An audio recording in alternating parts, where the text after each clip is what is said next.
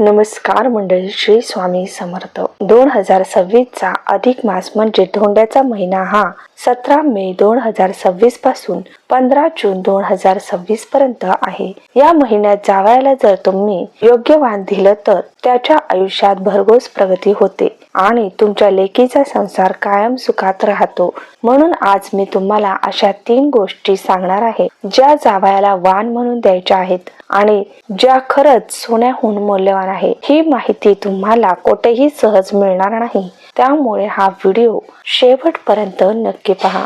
हिंदू धर्मात सणांना जितकं महत्व आहे त्यापेक्षा खूप जास्त महत्व या अधिक मासाला दिलं गेलं आहे आणि पंचांगानुसार 2026 येणारा हा अधिक मास तर खूप पवित्र आहे. या महिन्यात केलेले दान, पूजा, सेवा याचं फळ अनेक पटीने वाढून मिळतं असं शास्त्रात सांगितलं आहे. आपण सर्वजण आपल्या मुलीच्या सुखासाठी, तिच्या संसारासाठी नेहमीच विचार करत असतो. तिचा संसार सुखात चालावा, तिला कधी काही कमी पडू नये, जावई प्रगती करावा हे प्रत्येक आई वडिलांच्या मनात असतं आणि म्हणूनच अधिक मासात जावयाला वाण देण्याची परंपरा आपल्या घरी पाळली जाते. पण आजकाल आपण काय करतो, जास्तीत जास्त आपलं लक्ष कुठे असतं तर सोनं, चांदी, महागड्या वस्तू देण्यावर, बरोबर ना? पण थोडा विचार करा, या सगळ्याने खरंच आयुष्य बदलतं का? काही दिवस आनंद मिळतो पण कायमचा बदल होत नाही. म्हणून शास्त्रात काही अशा गोष्टी सांगितल्या आहेत ज्या अतिशय साध्या वाटतात पण त्याचा परिणाम खूप मोठा असतो. जर या गोष्टी आपण श्रद्धेने जावयाला दिल्या तर ज्या लेकीच्या आयुष्यात स्थैर्य येतं, जावयाची प्रत्येक कामात प्रगती होते आणि त्याचा परिणाम थेट आपल्या लेकीच्या सुखावर होतो. अधिक गोष्ट समजून घ्या. हा अधिक मास येतो तरी कसा, सूर्यवर्ष आणि चंद्रवर्ष यामध्ये थोडासा फरक असतो.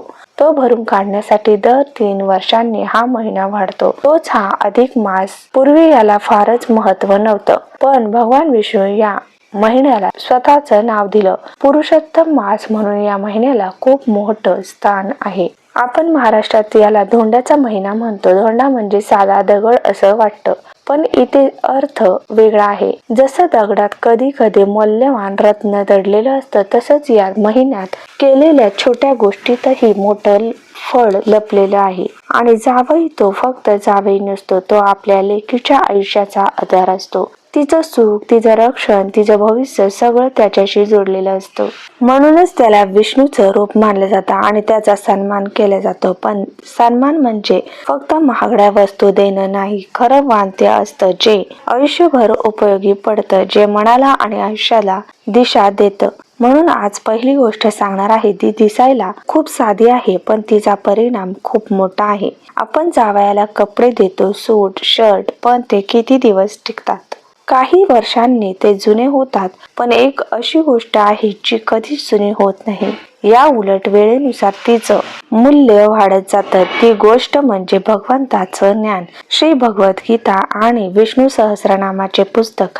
काहींना वाटेल इतकं साधं, पण इथेच खरी ताकद आहे.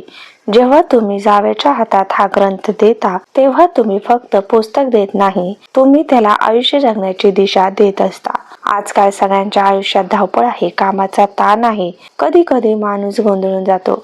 अशा वेळी या ग्रंथातील एक एक ओळ सुद्धा योग्य मार्ग दाखवत असते.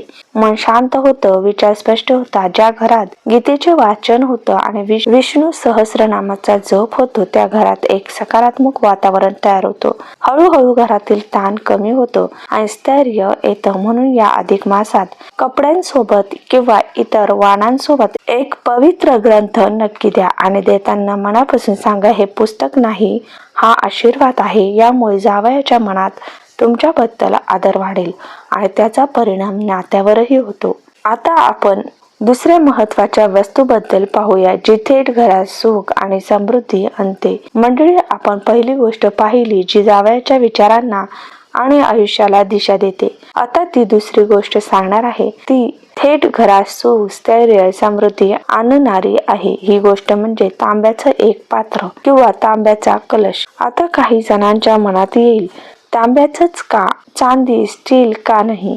पण यामागे कारण आहे. आपल्या परंपरेनुसार तांबा हा सूर्याशी संबंधित धातू मानला जातो आणि सूर्य म्हणजे ऊर्जा, प्रकाश, मान सन्मान. जेव्हा आपण तांब्याचा दान करतो तेव्हा त्या व्यक्तीच्या आयुष्यात सकारात्मक ऊर्जा वाढते, कामात स्थैर्य येतं आणि समाजात त्याचा मानही वाढतो. पण इथे एक गोष्ट लक्षात ठेवायची आहे.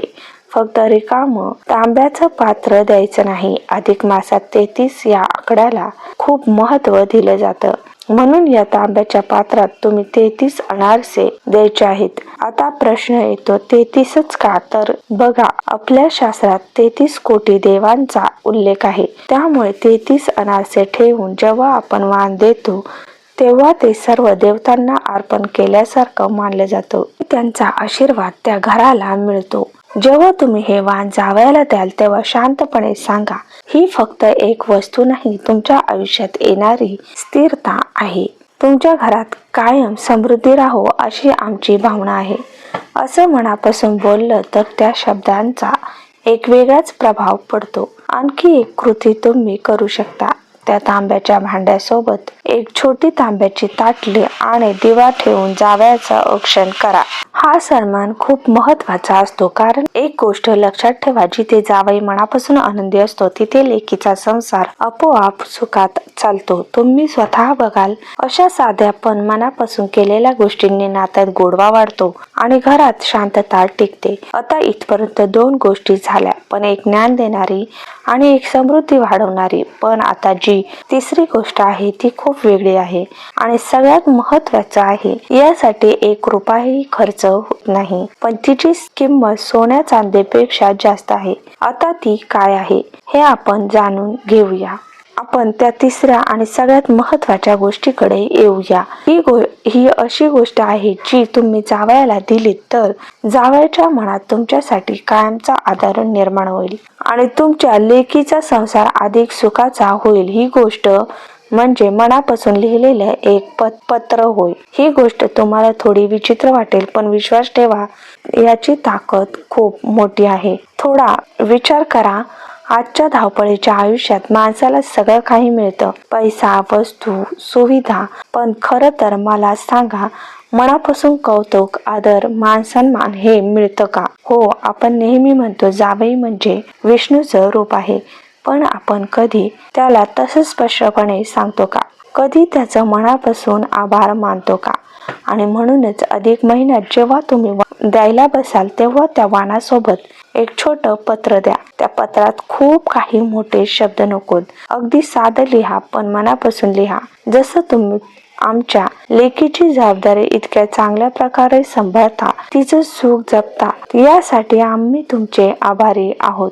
आमच्यासाठी तुम्ही फक्त जावई नाही, मुलासारखे आहात. इतकं लिहिलं तरी पुरेसं आहे. किंवा तुम्हाला आणखी काही लिहायचं असेल तर ते लिहा आणि मग पहा, जेव्हा जेव्हा तुमचा जावई हे पत्र वाचेल तेव्हा त्याच्या मनात जो भाव निर्माण होईल तो कोणत्याही महागड्या वस्तूपेक्षा मोठा असेल. कारण शब्द मनाला स्पर्श करतात आणि मन जिंकलं की नातं कायमचं मजबूत होतं. असं पत्र जावई आयुष्यभर जपून ठेवेल. कधी त्याच्या आयुष्यात कठीण वेळ आली, ताण आला, तेव्हाच हे शब्द त्याला पुन्हा उभं राहायला मदत करतील. एक गोष्ट तुम्ही लक्षात घ्या, ज्या घरात जावई सासरचे लोक एकमेकांचा आदर करतात, तिथे वादविवाद होत नाही, लेकीचा संसार खूप आनंदी होतो. म्हणून हे भावनिक वाण खूप मोठं आहे. यासाठी पैसा लागत नाही, यासाठी लागतं फक्त प्रेम आणि भावना. आता या 3 गोष्टी एकत्र करा. ज्ञानाचं दान, समृद्धीचं प्रतीक आणि मनापासून आदर. यामुळे नातं फक्त औपचारिक राहत नाही, तर खरंच आपुलकीचं होतं. या अधिक मासात स्वतःसाठी काही छोट्या गोष्टी करा. रोज संध्याकाळी तुळशीजवळ तुपाचा दिवा अवश्य लावा. शक्य असेल तर अधिक महिन्यात कपडे दान करा आणि एखाद्या गरजू व्यक्तीला अन्न द्या. या सगळ्याचा परिणाम तुम्हाला नक्की जाणवेल. घरात सकारात्मक ऊर्जा वाढेल, वादविवाद कमी होतील, लक्ष्मी स्थिर राहील. मंडळी, आजची माहिती तुम्हाला नक्की उपयोगी पडेल अशी मला खात्री आहे. म्हणून हा व्हिडिओ लाईक करा. धन्यवाद.